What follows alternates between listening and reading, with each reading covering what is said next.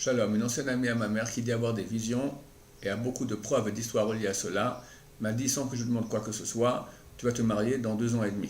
Je ne sais pas comment le prendre, si je dois ignorer ou me faire à cette idée, d'autant plus que 2 ans et demi c'est long, je suis célibataire. Est-ce que mes prières peuvent changer cela pour que ça arrive plus tôt? Merci, Shabbat Shalom. Ok, alors d'abord c'est pas clair que les personnes qui voient des choses voient juste. Des fois elles voient juste, des fois elles voient pas juste. Mais même si on admettons qu'elles voient tout juste, et vraiment elles se trompent jamais. Il faut savoir que ça ne concerne pas le peuple juif.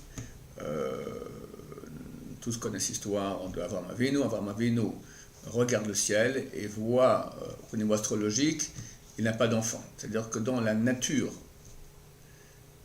Avraham Avinu n'a pas d'enfant.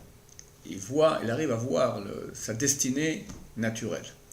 Dieu le prend au-dessus des astres et lui dit, voilà, sache que tu es au-dessus de la destinée naturelle et par tes actions, tu peux changer cette destinée. Ce qui s'appelle En Mazal Israël. Il n'y a pas de destinée pour le peuple d'Israël. C'est-à-dire que si un juif devient tzaddik, prie et est proche de Dieu, il n'est plus géré par la nature, mais directement par Dieu qui est au-dessus de la nature. On voit un autre cas dans la Bible, on a un des plus grands, un des rois les plus tzaddikim qu'a connu le peuple d'Israël, le roi Hiskiyahu, et vient aussi un des plus grands prophètes du peuple juif, Yeshayahu, qui lui dit « Fais ton testament car tu vas mourir et tu ne vas pas vivre. Tu vas mourir dans ce monde, tu ne vivras pas dans Olam Haba. » Le roi Hiskiyahu lui pose la question « Pourquoi ?» Il lui dit « Parce que tu as manqué à ton devoir d'amener des enfants au monde, tu t'es pas marié, tu n'as pas amené des enfants au monde, or c'est la première mitzvah de la Torah qui est extrêmement importante.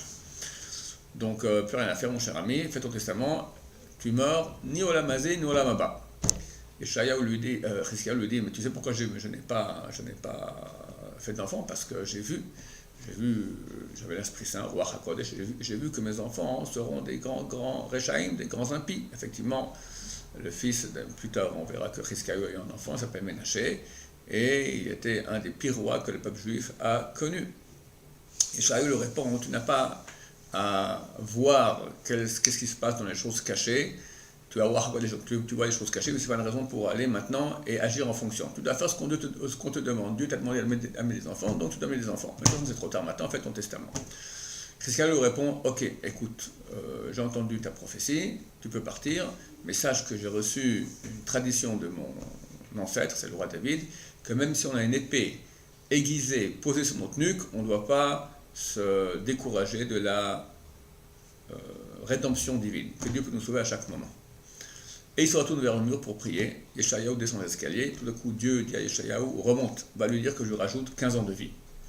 Donc bien qu'un prophète, un des plus grands prophètes juifs, vient et amène une prophétie de Dieu, ce n'est pas une vision qu'une personne a ou un rêve, d'accord, un don prémonitoire. On parle d'un prophète. Un prophète, s'il se trompe, il fait une prophétie, il se trompe, d'après la Torah, on doit le tuer parce que c'est un faux prophète. Donc il s'agit ici d'une prophétie qui est à 100% vraie, solide et il semblerait irrévocable. On voit que par la prière, en quelques secondes, Hiskiyahu s'est tourné vers le mur, il a prié à Dieu, et Dieu dit à Yeshayahu, va lui dire que je rajoute 15 ans de vie. Donc à plus forte raison dans votre cas, ne vous faites aucun souci, priez Hachem, et même si cette femme a raison, par la prière, par le fait de faire tchouva, se rapprocher de Dieu, on peut absolument tout changer. De plus, nous savons que Mashiach doit arriver incessamment sous peu, certainement avant 2 ans et demi, et quand il viendra, évidemment, tout ce qui est dans la destinée naturelle changera. Je vous souhaite, Bezat Hachem, un mariage très très rapide. Au revoir.